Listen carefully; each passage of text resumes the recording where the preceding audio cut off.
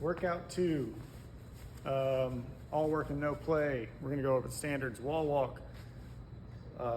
For RX and scaled, we're going to both start on the far side of the 42-inch line and with our hands clearly on it, beyond it, and our chest on the floor.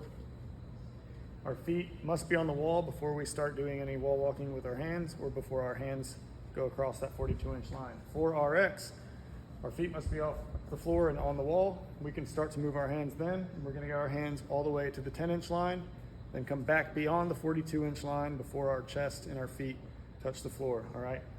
Old Hurricane's going to show us one. Wrong one. Oh. There you go. Right one. We're doing the scale? No, RX. So you're just starting your hands beyond that line and then doing a wall walk like normal. Ready? So his hands start beyond the 42-inch line. He's going to kick up onto the wall, move his hands until he gets to the 10-inch line, and then go back beyond the 42-inch line before his feet come off the wall and chest touches the floor after each rep. All right, the scaled portion, or the scaled version of this is going to be the same start position, but he's just going to get his hands behind the 42-inch line and then back in front of it. So feet on the wall, gets behind the 42-inch line, and then back in front of the 42-inch line, and then back to the floor. All right, then we've got, thank you, Mike. Then we've got front squats, we've got power cleans, and we've got clusters, squat clean clusters. We're going to go over the front squats first. So front squat it's coming from the floor. We're going to start with, or you can start with a squat clean. It's not required. You can power clean it and then go into a front squat. But if you start with a squat clean, you must catch it below parallel with the hips clearly below the knees, or the top of the knee, and then come to a standing position at the top of each front squat with the hips and knees fully extended. We're going to show you a good one, and then we'll talk about what might be bad reps, all right? So Rachel's going to demo for us with a pretty new barbell. So she's going to start from the floor. She's going to squat clean it or power clean it. It's up to her. If she chooses to squat clean, she's going to pass clearly below parallel and then come to a full standing position in that front rack position. Do one more good rep for me, just a front squat. All right, and then fully standing. Okay, you can rest for a second. So what a bad rep would look like is if she doesn't pass below parallel, that's one reason it would be a bad rep, or if she doesn't come to a full stand or stand tall at the top of each rep. So if the hips are muted or if she has soft knees, anything like that. We'll show you what it looks like to not get below parallel. So do just a shallow squat for me if you can.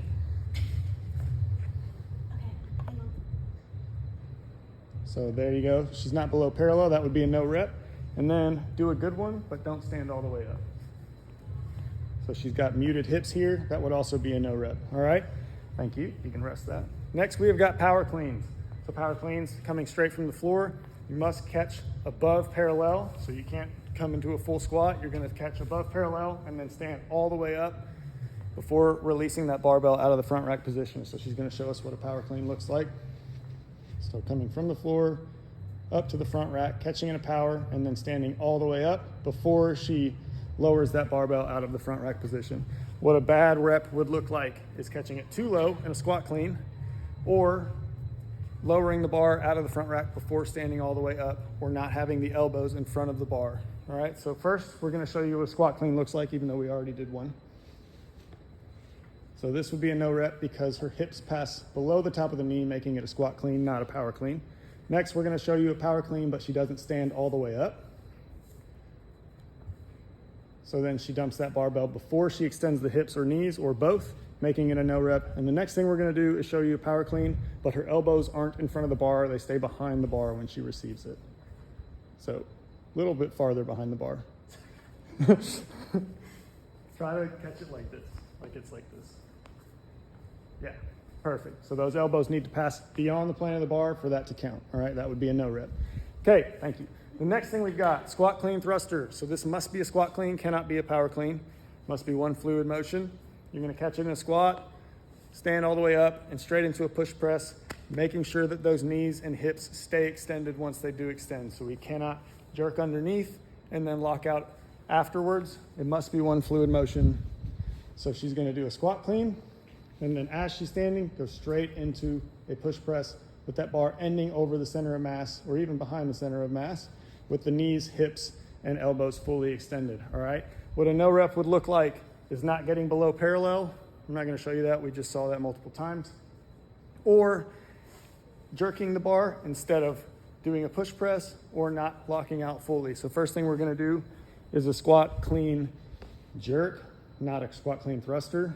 So go ahead and show me one of those. So she's gonna do a squat clean, and then as she's driving up, she's gonna re-dip under the bar rather than staying extended. That would have been a no rep. Next thing she's gonna do is a squat clean thruster, but she's not gonna lock her elbows out at the top. All right.